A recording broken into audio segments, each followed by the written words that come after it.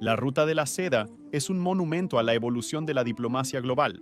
Es un camino que condujo a la transmutación de nuestra misma existencia. Hoy vamos a hablar sobre cómo surgió esta legendaria ruta comercial, cómo nos conectó, cómo influyó en la cultura y cómo fue tan peligrosa como rentable. Además, discutiremos cómo hizo de sus fundadores regionales una de las naciones más poderosas en el mundo moderno. Como suele ser el caso con todas las cosas, la Ruta de la Seda no fue una invención deliberada, lo que significa que fue la confluencia de la actividad continental en lugar de una idea singular. Durante miles de años, los comerciantes y enviados trazaron diversas rutas para comerciar con las ciudades y tribus vecinas. Muchos historiadores rastrean los orígenes de la Ruta de la Seda a las rutas comerciales más antiguas de Oriente. Muchos consideran la red como otro producto de la estepa. La estepa, una franja de praderas de unas 5.000 millas de largo, desde Hungría a través de Ucrania y Asia Central hasta Manchuria, era y es un lugar muy implacable. La estepa euroasiática abarca alrededor de una quinta parte del planeta. Durante la mayor parte de su existencia, estuvo dominada por disputas sangrientas entre hostiles, y generalmente se consideraba un terreno inconquistable. Eso fue, hasta que la gente nativa descubrió formas de hacerlo su hogar. Desde tan atrás como 3500 a.C., los caballos estaban siendo domesticados en lo que ahora es Kazajstán. Este desarrollo de la caballería fue el primer agente acelerador para el comercio alrededor de la estepa. Sabemos esto porque invenciones como el arco recurvo, intercambiado por los escitas y otros, han sido desenterradas por arqueólogos del siglo XXI. Con la ayuda de este poderoso animal, se formaron clases comerciantes primitivas, obteniendo beneficios de la muy necesaria información y armamento en circulación. Finalmente, hubo suficientes participantes para sembrar lo que se convertiría en el motor de ganancias más grande jamás conocido.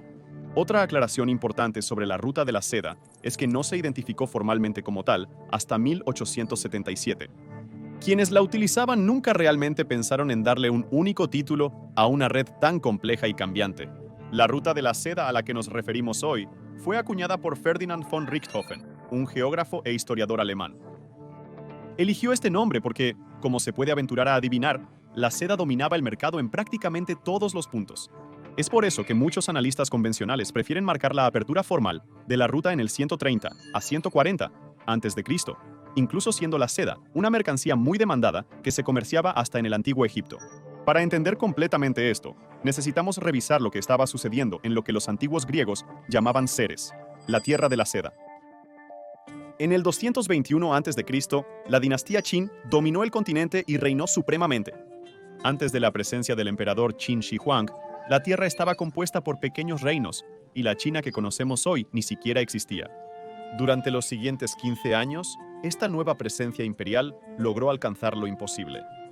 Pero esta forma de gobernar tuvo un precio.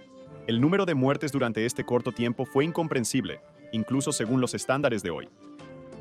Según algunos historiadores, algunos signos muestran que la mitad de la población del reinado, un número que alcanza hasta 28 millones, cayó muerta bajo su sombra. Siglos después, los arqueólogos observarían los sitios alrededor del primer emperador de China. Aunque su presencia había resultado en una carnicería sin precedentes, el respeto que la gente le tenía era innegable, como se puede ver ahora en lo que se encuentra a su alrededor. Los guerreros de terracota, 8.000 soldados de tamaño real meticulosamente elaborados, la mayoría de los cuales aún están enterrados, la octava maravilla del mundo. Según los textos antiguos, un mapa del mundo conocido se encuentra en la cámara funeraria de Qin, sin duda una gota en el balde, en comparación con lo que sus sucesores descubrirían en un futuro cercano. Después de la muerte del primer emperador, el resentimiento de las clases campesinas llegó a un punto de ebullición, sumiendo a la antigua China en una brutal guerra civil. Tras la masacre, Liu Bang fundó la dinastía Han. Los Han mantuvieron algunas de las políticas de los Qin, que estabilizaron China, como el nuevo gobierno centralizado y las estructuras administrativas que hicieron a la naciente nación más organizada y burocrática. Sin embargo, la dinastía Han promovió el taoísmo, una filosofía que permitía a los nobles y ciudades operar de manera algo independiente. Aunque esto fue necesario al principio, tuvo graves consecuencias para gran parte de China. El enfoque algo libertario dejó al campo vulnerable. Durante el reinado del emperador Jing, más de 10.000 personas se encontraron secuestradas y esclavizadas por poderes hostiles. Para el 141 a.C., los Han, como gran parte del mundo pronto los llamaría, estaban bajo el gobierno de su séptimo emperador Wudi, o simplemente Wu. Para muchos expertos en Asia Oriental, el emperador Wudi era excepcionalmente astuto. Sabía que los regímenes taoístas de antaño eran divisivos, por lo que adoptó el confucianismo como la filosofía nacional del Estado. Esta transición a la piedad filial, la moderación y la virtud, obligó a la nobleza a comenzar a defender sus fronteras y evitar la tiranía doméstica. Aunque tomó mucho tiempo para que esto se arraigara, dado el hecho de que muchos miembros de la corte denunciaron a Wu, era obvio que la marea estaba cambiando. El nuevo orden estaba en control, y muchos miembros de la ciudadanía estaban ansiosos por demostrar su valía. Una de estas figuras era un emisario llamado Chang Qian. Llegaría hasta ser considerado el fundador secundario de la Ruta de la Seda. Chang es una de las figuras más complejas de la historia. Dependiendo de la fuente en la que te adentres, puede ser representado como un simple cortesano o un heroico misionero. Solo 3 años antes del discurso mencionado en 138 a.C., Wu había enviado a Zhang Qian al oeste para negociar con el pueblo Yuezhi. Los Xiongnu eran un pueblo que amenazaba constantemente la estabilidad de la dinastía Han, finalmente empujando a Wu a buscar apoyo en Asia Central y otras potencias occidentales. La primera misión de Chang en la región desconocida fue un fracaso abismal. No solo no logró obtener el apoyo de sus vecinos, sino que los Xiongnu en realidad lo capturaron. Muchos contratiempos le impidieron regresar a China durante 13 años. Según la leyenda, solo uno de sus 100 asistentes regresó con él para contar la historia. La única victoria real, hacer el primer contacto y descubrir el potencial comercio que se puede tener en todo el este de Asia. En ausencia de Chang, el emperador Wu se enfocó en la corte. Después de todo, su diplomático había desaparecido, y la suposición justa era que había muerto. Se enfrentó a obstáculos significativos como Tiger Tally, que actuaba como una especie de llave para controlar el ejército. Hasta que esta principal oponente, la gran emperatriz Dowager Dou, falleció, él estaba jugando un juego de ajedrez familiar muy complejo. En 135 a.C., Wu finalmente quedó sin oposición y continuó con sus ambiciones de reforma. Obligó a la nobleza a regresar a sus feudos. Ya no podían meter mano en las arcas del gobierno. El gobierno, cada vez más centralizado, debía sancionar los puntos de control. Ahora se recompensaba a los nobles cuando denunciaban la corrupción, devolviendo la propiedad al Estado si era necesario. Finalmente, y quizás lo más importante, Wu comenzó a reclutar y promover a plebeyos talentosos a altos cargos del gobierno. Esto no solo quitó poder a las clases nobles, sino que permitió a Wu contratar en base al mérito, mientras lentamente otorgaba más autoridad gubernamental al emperador. Una vez que encontró su camino de regreso, al igual que Colón lo haría más tarde para los españoles, Zhang presentó un mundo de riquezas a la corte imperial. Este misterioso diplomático habló sobre las antiguas sociedades que dominaban los desiertos y los reinos que creían haber descendido de los dioses. Uno de los descubrimientos notables realizados por Chang fueron los caballos celestiales encontrados en Ferganá. De nuevo, los caballos fueron la joya de la supervivencia oriental. Después de que la gente de la región se negara a venderlos, Wu envió a 60.000 hombres a lo largo de 1.491.30 millas para capturarlos por la fuerza, asegurando aún más la fuerza de los Han, poniendo finalmente fin a la amenaza Xiongnu. Estos nuevos caballos grandes permitieron a las caravanas atravesar terrenos difíciles, dando a los comerciantes acceso al jade de la cuenca del Tarim. El genio estaba fuera de la botella. Durante décadas, el Estado de China solo viajaba para consolidar el poder y preservar un legado frágil. No obstante, 7 años después del regreso milagroso de Shang, inició la era de la exploración. Shang estaba enviando observadores experimentados a cada rincón del continente. Se intercambiaban enviados e información estaba siendo recibida desde tierras tan lejanas como los puestos de avanzada helenísticos de Alejandro Magno. La brillantez del emperador Wu en la corte aseguró que ninguna de estas nuevas propuestas sería desafiada. La edad de oro de la dinastía Han había comenzado oficialmente. El emperador Wu y su linaje solo promovieron el desarrollo de la Ruta de la Seda. Como se indicó, varios historiadores optarían por el término rutas de la seda, debido a la diversidad de caminos. Sin embargo, la corte se estaba volviendo obscenamente rica, pero había algunas cosas que impedían que se enriquecieran aún más. 2 de estas cosas eran los desiertos de Gobi y Taklamakan. Durante mucho tiempo, estas regiones fueron en realidad un activo para los chinos, formando una barrera defensiva para protegerlos de un asalto del norte. Sin embargo, también fue uno de los únicos pasajes al comienzo del comercio de la Ruta de la Seda. El Taklamakan es 85% dunas de arena, y muchos comerciantes no sobrevivirían a la primera tormenta de arena, desapareciendo bajo la arena que intentaban atravesar. Además, la presencia de bandidos incentivó la expansión de la Gran Muralla. Avanzando más hacia el oeste, había un valioso comercio en la meseta tibetana. Dicho esto, en contraste con cómo vemos a Tíbet hoy, aún no era una capital de paz. Estaba compuesto principalmente por pequeños estados en guerra y tribus nómadas, que eran una amenaza constante para muchas ciudades en China. Al sur de los Himalayas de 230.000 millas cuadradas se encontraba otro socio comercial, India. Para India, la ruta de la seda trajo posiblemente tanta riqueza como a China. Según los historiadores, la ruta de la seda tomó la forma de tres rutas probables: Srinagar, Gilgit y la cordillera de Karakorum, Purushapura y Jada, Kapisa, Bamiyan y Balkh. Las especias indias eran un gran premio para los comerciantes extranjeros, haciendo la ruta de la seda transformadora. Kazajistán, Rusia, Kirguistán, Tayikistán, Turkmenistán y Uzbekistán fueron de alguna manera los productos de la ruta de la seda. Muchos imaginan a un solo comerciante cruzando Eurasia para entregar textiles a un líder mundial, pero esto nunca fue el caso, sino extremadamente raro. En realidad, surgieron pequeños puestos de control y asentamientos para ayudar a mitigar la carga de un largo viaje. Como la mayoría de los productos hoy en día, el artículo pasa por cientos, si no miles, de manos antes de llegar a su destino final. Debido a esto, se volvió rentable construir un asentamiento a lo largo de la ruta de la seda, ya que los negocios básicamente caerían en tu regazo. Las grandes potencias en el Medio Oriente se beneficiaron significativamente del comercio en la ruta de la seda. Pakistán, Afganistán, Persia, Irak y Siria a menudo actuaban junto a los anteriores como intermediarios sofisticados, controlando el comercio a larga distancia entre el este y el oeste. En el 500 a.C., Darío Pirpuey construyó la Real Ruta Persa de 1000 millas desde el río Tigris, sirviendo como precursora de la expansión de la ruta de la seda 300 años después. El té, los tintes, los perfumes y la porcelana estaban entre las muchas cosas intercambiadas en el apogeo de la ruta de la seda. En el tema de intermediarios sofisticados, Turquía tuvo un papel crucial, construyendo numerosas posadas a la vera del camino, conocidas como Karabazar, para facilitar el comercio intercontinental. No solo eso, sino que muchos comerciantes turcos participaron en viajes extremadamente largos, hasta el punto en que se pueden escuchar variaciones del idioma turco a lo largo de la caminata de 3.694.67 millas hasta el oeste de China. Otro jugador influyente una vez a través del Cáucaso fue Grecia. Al igual que Turquía, el idioma griego se empleaba a menudo para el intercambio de información valiosa.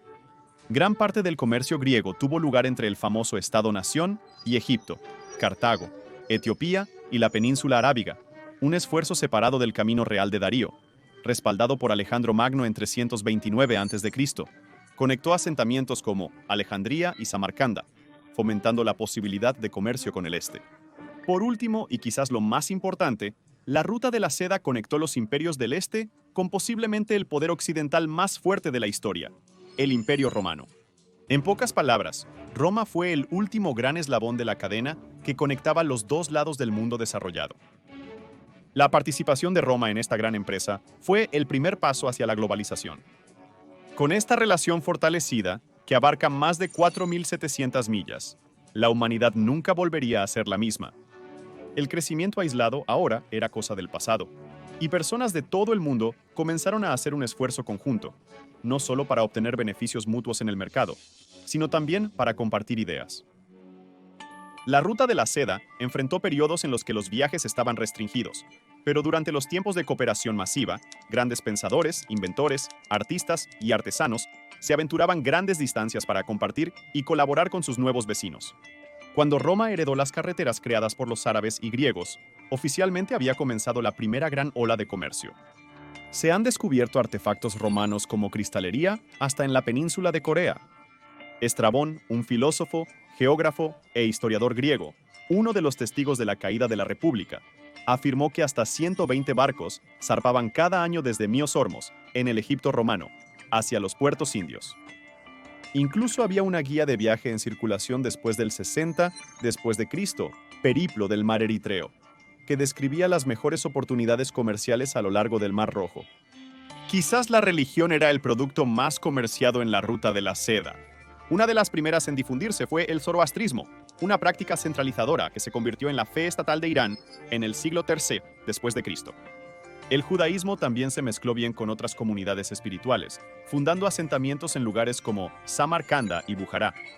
En este momento, había cientos de sectas interactuando con el judaísmo, y muchos se convirtieron sin necesidad de proselitismo. El cristianismo y el maniqueísmo también eran comunes de ver a lo largo de las rutas centrales, aunque solo el primero sobrevivió a los eventos de asimilación, mientras que el último se desvaneció en la oscuridad. En el siglo VII después de Cristo, el Islam se volvió la fe predominante en la ruta de la seda, especialmente en las rutas centrales. La simple razón de esto es que el Islam tenía raíces mercantiles, lo que lo hacía a medida para los crecientes puntos de control en la red comercial en constante expansión. La religión que dejó el mayor impacto en China y el Este, y quizás la huella más fuerte, fue el budismo. Entre el siglo I y III después de Cristo, el auge del Imperio Kushan impulsó un crecimiento exponencial para la fe, que una vez fue menor. 5 de las 18 escuelas de interpretación operaban en la ruta de la seda. Su presencia dejó una marca tan indeleble que las fes posteriores ocuparon y mantuvieron los puestos espirituales que estos practicantes habían construido. La aceptación china aseguró la supervivencia a largo plazo de las enseñanzas budistas, difundiendo la palabra tanto a Corea como a Japón. Viajeros devotos como Xuanzang, un monje peregrino, transportaron una colección de 650 manuscritos sobre el budismo. Debido a la gran influencia de la ruta de la seda, el budismo es la cuarta religión más grande, con un seguimiento de 520 millones entre el 7 y el 8% de la población mundial. Este tipo de expansión intercultural también tuvo un gran efecto en los bienes materiales y su proliferación. Cuando el resto del mundo fue introducido a tal fina artesanía de otras naciones, les impulsó a compartir la suya propia. Por 1300 años, la ruta de la seda fue un crisol para que los creativos perfeccionaran sus habilidades y construyeran sobre trabajos preexistentes con su formación. Una de las innovaciones que surgió de esta colaboración generalizada fue la noria, una rueda de cucharón hidroeléctrica utilizada para elevar agua a un pequeño acueducto. Suministra agua a los campos y ciudades cercanas. El transporte de alimentos nuevos como naranjas y uvas transforma las tradiciones culinarias de los países. Los beneficios fueron grandiosos y mucho más allá de lo que cualquiera podría haber predicho, pero las ganancias materiales a menudo vienen con condiciones violentas.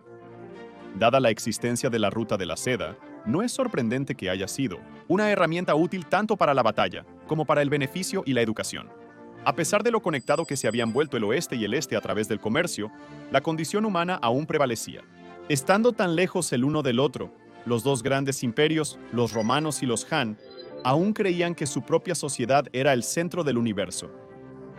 Históricamente, China siempre valoró una cosa por encima de todo: los caballos. Como se mencionó anteriormente, la dinastía hizo grandes esfuerzos para capturar territorio en la estepa, que era hospitalario para las mejores razas, y comerciaron su preciada seda, jade y cerámica por este medio de transporte tan codiciado en su momento. Con ello, junto con equipo militar y suministros, iniciaron un proyecto de expansión que cubriría más de 1 millón de millas cuadradas con una población de casi 50 millones de personas.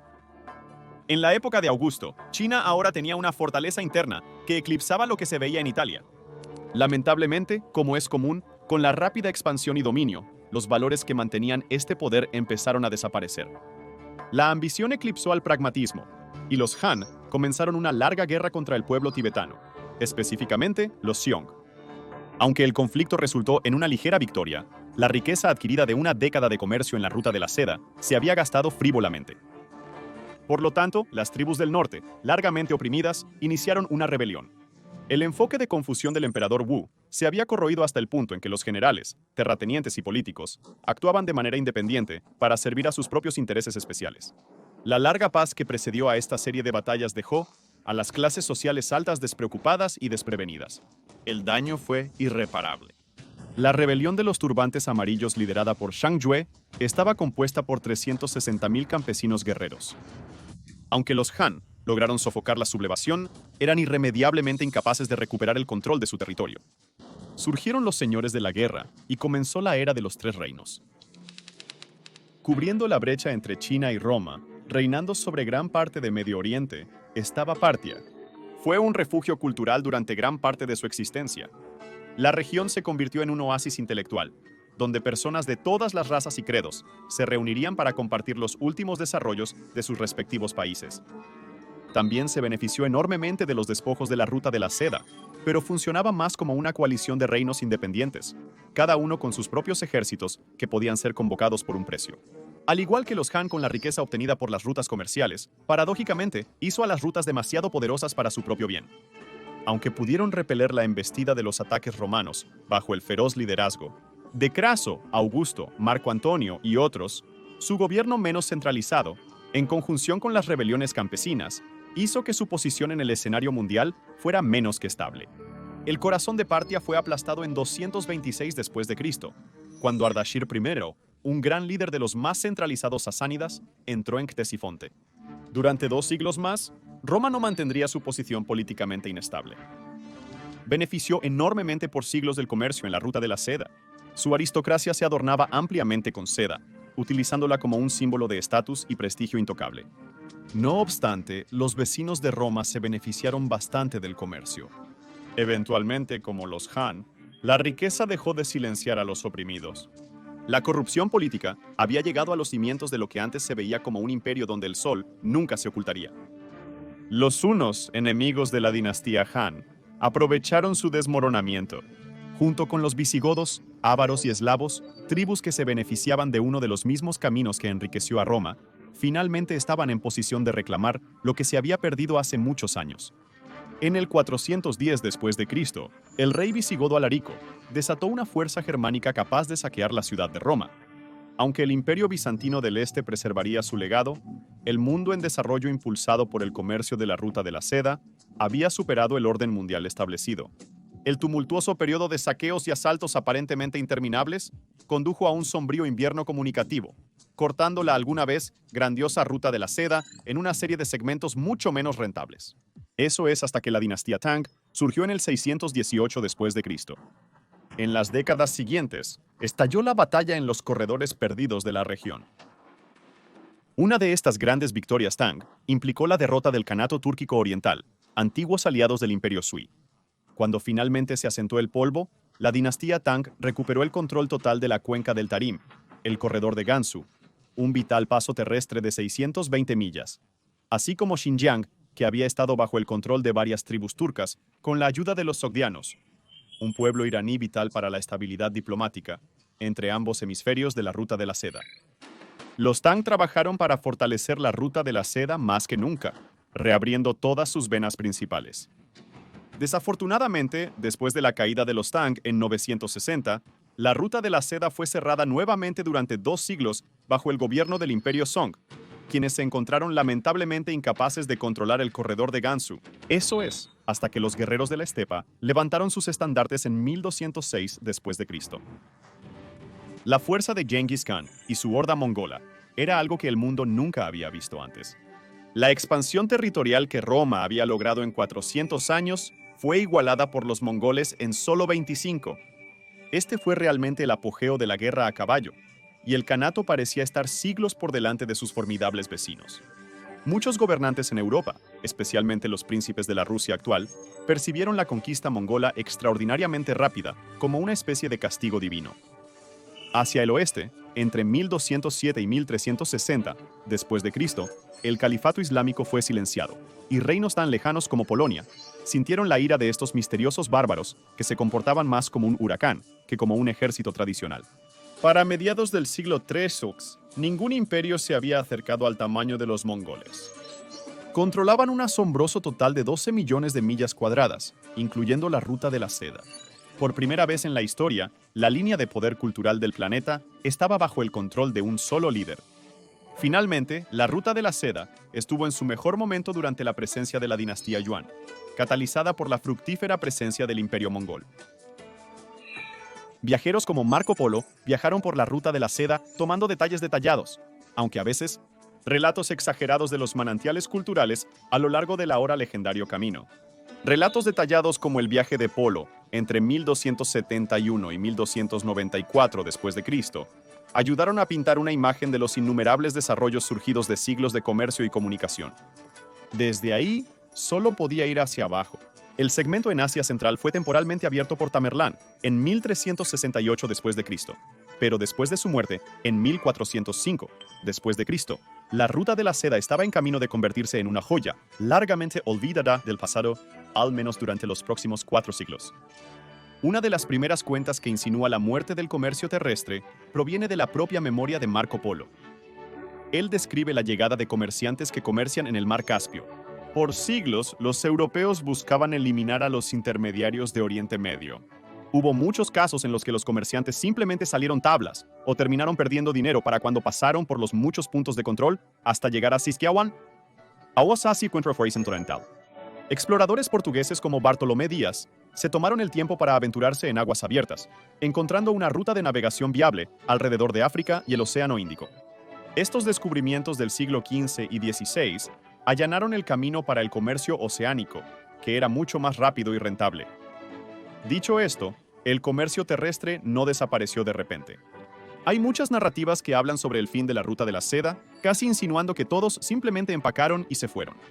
En realidad, las carreteras y caminos simplemente cambiaron un poco y evolucionaron con el tiempo, haciéndolos irreconocibles para aquellos menos versados en el desarrollo del comercio en Eurasia.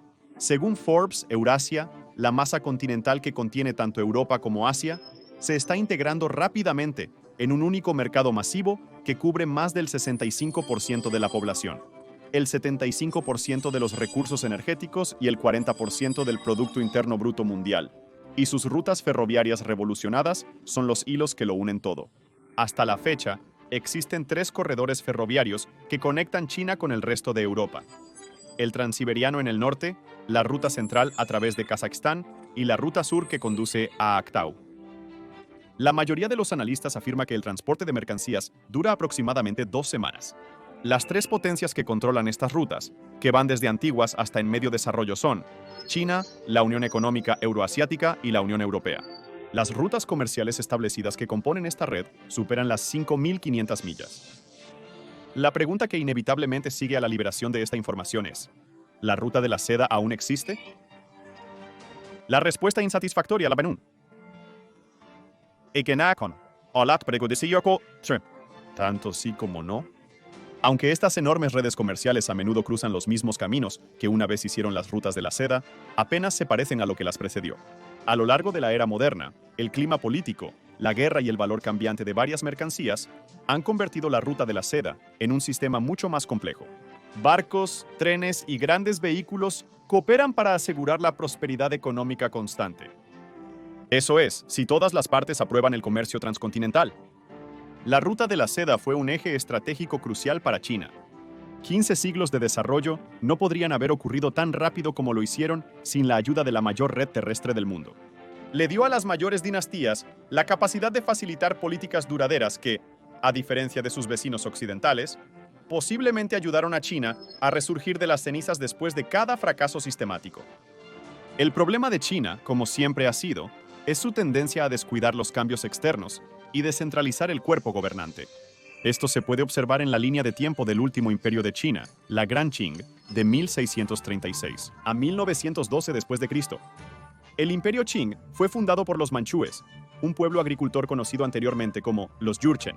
Para mediados de 1600, el último imperio resucitó algunas de las políticas que unieron la tierra en el pasado. Siguiendo los pasos del emperador Wu, adoptaron una filosofía neoconfuciana y consolidaron el poder jugando un vasto juego de ajedrez geopolítico para adquirir influencia sobre Mongolia y Tíbet. Mucho de esto no habría sido posible sin las rutas establecidas desde hace mucho tiempo en la parte oriental de la Ruta de la Seda. En los siguientes 200 años, China empleará una antigua ruta comercial para evolucionar lentamente en una superpotencia global nuevamente. Sin embargo, por ser un problema habitual, ignoraron mirar más allá de sus fronteras. Los desacuerdos económicos y la crisis del opio llevaron a la Primera Guerra del Opio, revelando al mundo la incapacidad del país para igualar un poder naval más moderno. Este fue solo el comienzo de un nuevo ciclo. Al igual que muchas dinastías antes de la Gran Qing, la interferencia externa y una corte desestabilizada llevaron a una inmensa dificultad.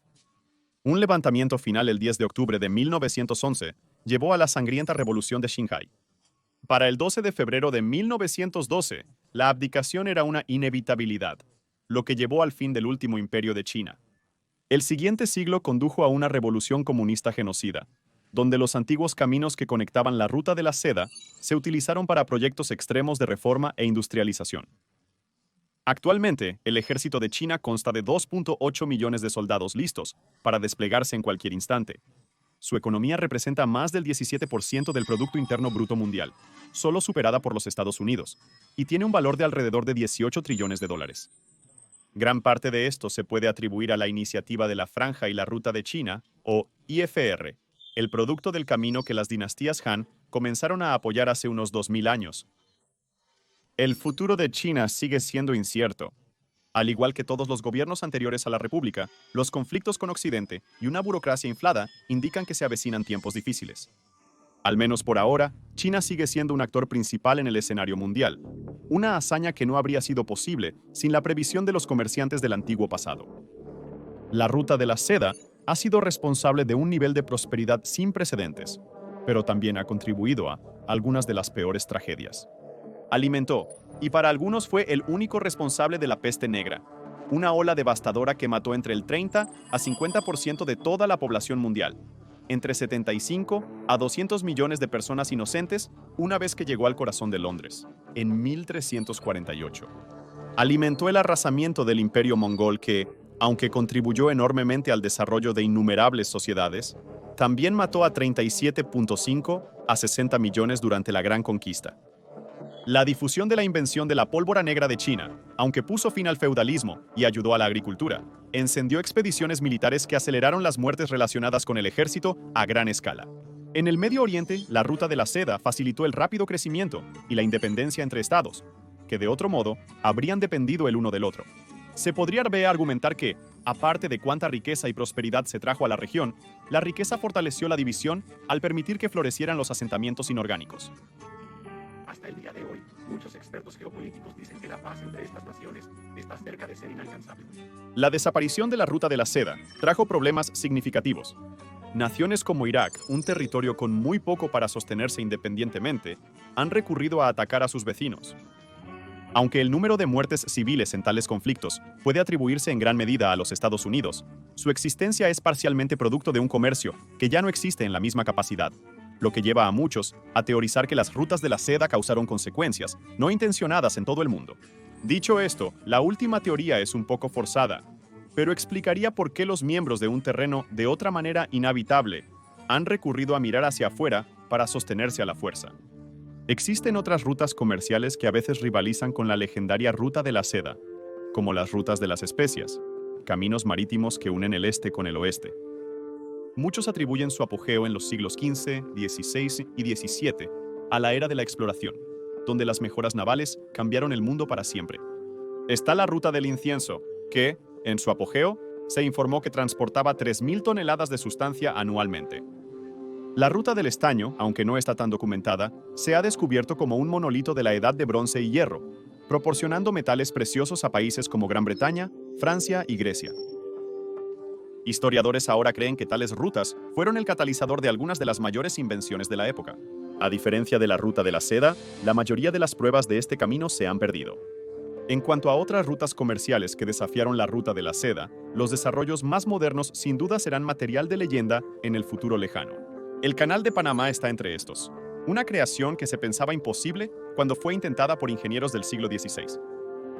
25.000 hombres murieron construyéndolo, y ahora se considera uno de los mejores catalizadores de transporte, ayudando a transportar mercancías de alrededor de 14.000 barcos cada año. El Estrecho de Malaca, otra vena comercial vital entre la isla indonesia de Sumatra al suroeste y la península de Malaya al noreste, suministra petróleo a China e Indonesia. Según la Administración de Información Energética, el Estrecho de Malaca es el principal punto de estrangulamiento en Asia, y en los últimos años, entre el 85% y el 90% del total anual de flujos de petróleo, a través de este punto de control, fueron de petróleo crudo. Finalmente tenemos el Canal de Suez, una ruta comercial que conecta el mar Mediterráneo con el Océano Índico a través del Mar Rojo.